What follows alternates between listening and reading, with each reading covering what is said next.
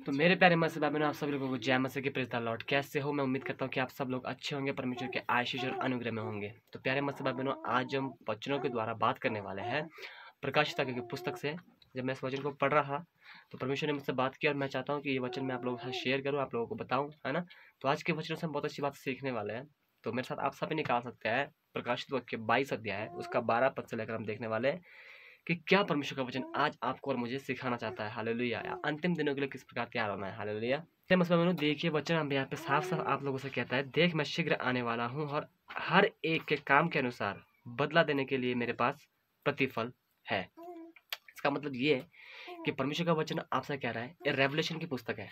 परमेश्वर के आने के विषय में इसके इस पुस्तक में बताया गया।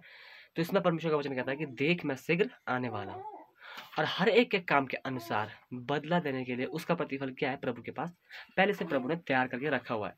तो अब कहने का मतलब इतना सा है कि हमारे काम आज संसार में होके कैसे है, या फिर इस धरती पे होगा कैसे, क्या प्रभु के लिए हमारे काम हो रहे हैं या फिर प्रभु के लिए हम अपना काम कर रहे हैं, या हमने परमेश्वर के वचनों को कहीं सुनाया या हम परमेश्वर के काम को कर रहे हैं या फिर नहीं।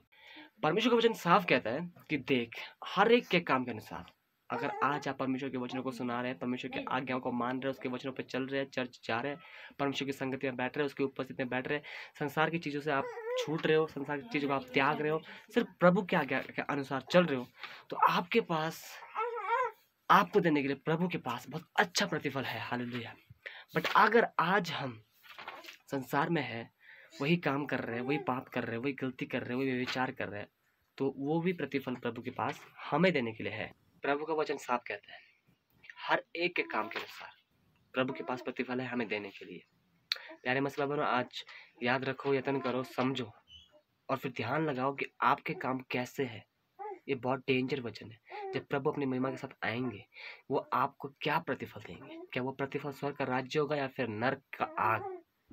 दो में से कोई भी हो सकता है। अगर आपके काम आज प्रभु की ओर से है तो आपके लिए स्वर्ग का राज्य तैयार है, या फिर आपका काम या फिर मेरा काम आज संसार के लिए है तो फिर नरक की आग हमारा इंतजार कर रही है। अब हमें तैयार होना है स्वर्ग के राज्य के लिए, तो हमें प्रभु के काम को करना पड़ेगा अगर हमें स्वर्ग के राज्य का प्रतिफल पाना है। आमीन। आगे हम पढ़ते हैं।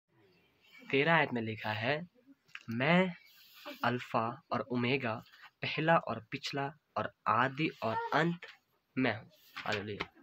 इसका मतलब अल्फा ओमेगा, पहला पिछला आदि और अंत हमारा परमेश्वर है। हालेलुया।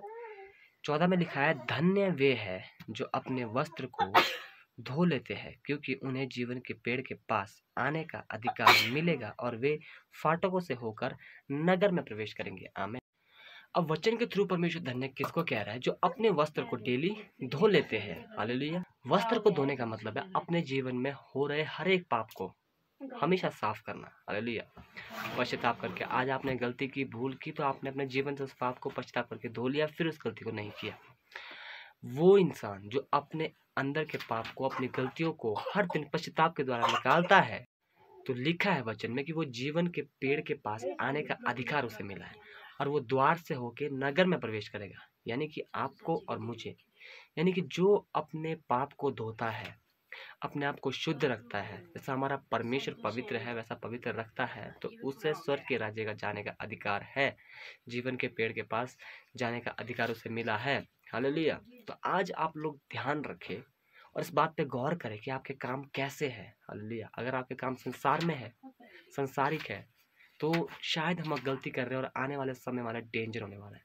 अगर हमारे काम आज प्रभु के लिए है, उसके आज्ञा अनुसार हम चलते हैं, तो हमारे लिए आने वाला समय बहुत ही बेटर और अच्छा होने वाला है। हालेलुया। तो इस वचन से परमेश्वर हमें ये कहना चाहता है, यूहन्ना हमसे यह कह रहे हैं कि हमें आने वाले दिनों के लिए तैयार रहना है ना। हमारे जीवन से संसार के नहीं बल्कि प्रभु के काम होने चाहिए। आमीन। तो हम स्वर्ग के राज्य में प्रवेश करेंगे। तो मेरे प्यारे मसीह भाई बहनों, आज के वचनों से आप सभी लोगों को आशीष मिले और जल्दी मिलेंगे हम नए वचनों के साथ। इन वचनों से आप सभी को बहुत ज़्यादा आशीष मिले। जल्दी मिलते हैं नए वचनों के साथ। जय मसीह की प्रेज़ द लॉर्ड।